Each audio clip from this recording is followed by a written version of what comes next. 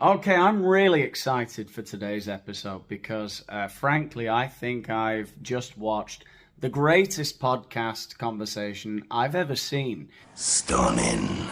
This is a guy, Lewis Hamilton. I have always had an inkling that he is a terrible person. He's not one of those arrogant sportsmen like Cristiano Ronaldo, or that doesn't bother me. I don't mind those people. I'm the best looking, I'm the fastest, I'm the strongest, I score the most goals. I applaud that attitude. And that's the way I am. I wake up every morning and I just tell my kids, you can't beat me in a fight. I'm the strongest person in this house. I just throw them around. My wife starts screaming and it's fun. That's the way people should be. BDE, right? Am I right? I hate it when people say that. Everyone's saying that now. When I made some comments about Pete Davidson the other day in a video, everyone's like, oh, he's got big dick energy.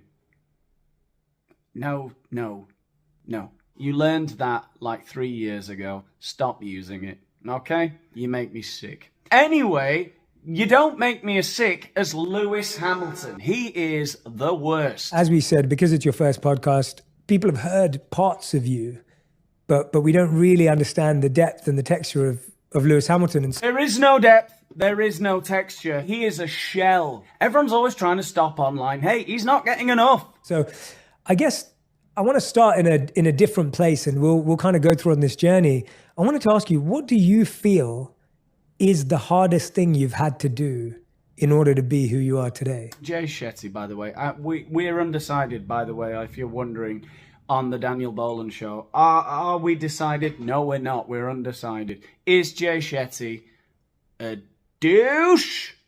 Or is he kind of cool? I'm undecided. He has got those shifty, untrustworthy big blue eyes, which I don't like. I think continuing to have the belief in myself and not letting that veer off since I was young, since I've been told from my teachers that I would never... What are you wearing? That is not okay. I hate the way he dresses. That hat belongs on a council estate in Oldham in 1995. Meow. What is this? The most massive collar I have ever seen. It's so itchy. It's got all the fur, the bobbling.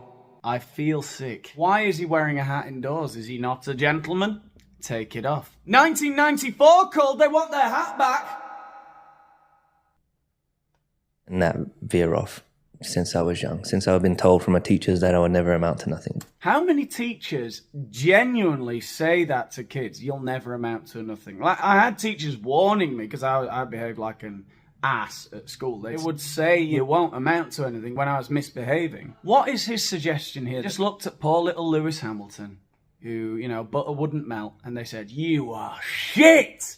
You will never amount to anything. I hate you. The bullying or the things that you face, the adversity you face, the discrimination. Okay, where did you grow up? In South Africa? This was inspired by Nelson Mandela. And whatever you're focused on or whatever you're hopeful for, the hardest thing is to keep going. But we have to. We have to continue to hold on.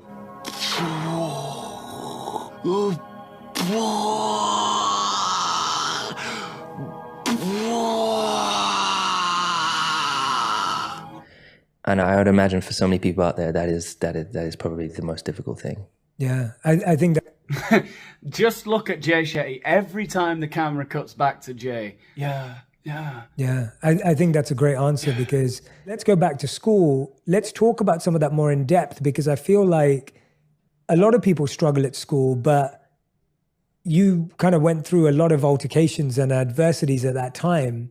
What were some of the things you were hearing? Some of the bullying, Did they say the N-word? What were some of the things you were hearing? Some of the bullying, some of the racism, the experiences that you had? Tell us about the racism and the bullying and the N-word. Say the N-word. Did they say the N-word? I hope they said the N-word, because that would make for a great podcast moment. I mean, school was probably the most traumatizing and most difficult part of my life. Wow.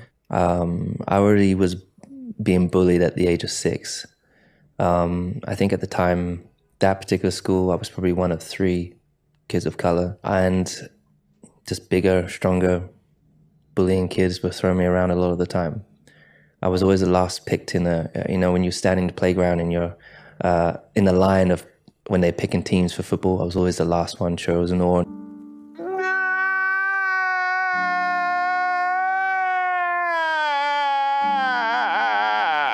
doesn't this sound like a lie? They stole my lunch money. They picked me last for football. Shut up! I was always the last one chosen or not even chosen, even if I was better than somebody else. Even if I was actually the best footballer the world has ever seen.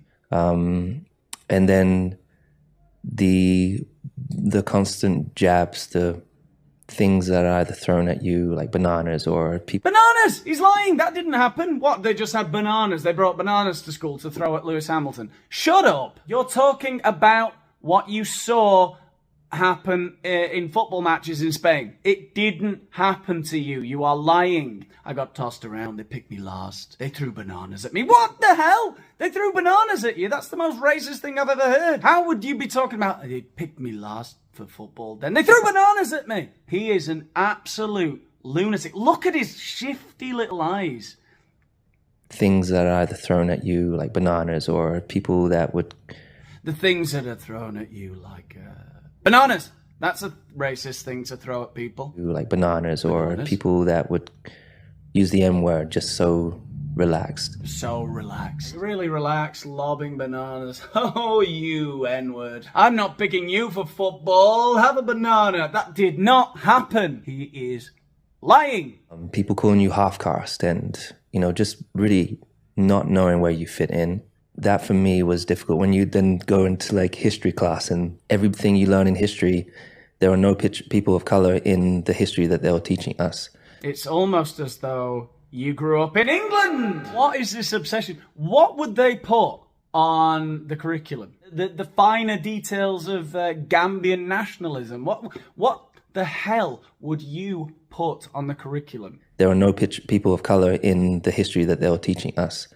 So I was thinking, oh, well, where are the people that look like me? No, you weren't. That is another thing you never thought as a child. He did not think that. There is no way he was looking at textbooks as a child and going, hang on, where are the people of colour? Didn't happen. He's saying that now because he knows that's a thing people say now. Psychopath! So I was thinking, oh, well, where are the people that look like me? And... No, you weren't. I mean, for me, in my school... there was only around 6, 7 black kids out of 1,200 kids. And 3 of us were put outside the headmaster's office all the time. Oh, that's clearly racism. Where are they? And they were hiding under the tables. Please, sir, while the other kids threw bananas at them. What is this nonsense? Basically, you misbehaved at school. And 3 of us were put outside the headmaster's office all the time. The headmaster just had it out for us, and particularly for me, I would say. That is insane. I assume that headmaster is dead. I hope the headmaster is alive, or his family are alive. Can we find him, and can he come and speak to me? So just juggling all these different emotions that you're feeling. Plus, I struggled at school. I didn't find out till I was 16 that I was dyslexic. Another one! He's dyslexic. Right, okay. So at 16 you realised that... Let's say that bit's true. What was it? The dyslexia? Were you being disruptive in class and the teachers weren't, prepared to... They didn't know how to deal with that? Or was it they were lobbing bananas at you? Can we just stick with one victim narrative? Also, because I was racing every weekend, I would leave on the Thursday night. We would travel, pack up the motorhome. We would travel around the country to race on the weekends. You miss a lot of that social interaction also.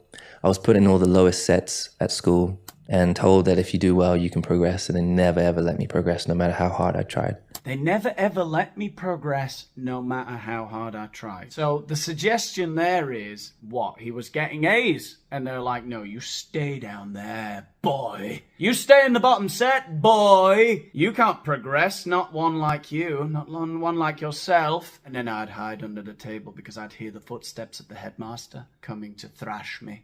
They'd chain us up and take us in a line. And we'd have to stand outside the headmaster's office while the other kids threw bananas at us. Did they, Lewis? Really? That the system was really up against me and I was kind of swimming against the tide. but I'm so grateful for that journey, because that's what built me to the person that I am today. Yeah, it's like Emancipation, isn't it? Emancipation? Is that the name of the Will Smith film? They break my bones, But they never break me. but they will never break my spirit. Or whatever it was.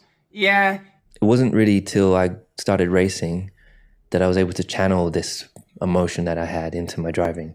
And it's like when I put this helmet on, Superman was my favorite. I loved how he fought for the people, and I loved how he did the right things, and he was a really inspiring Superman character. was my favorite.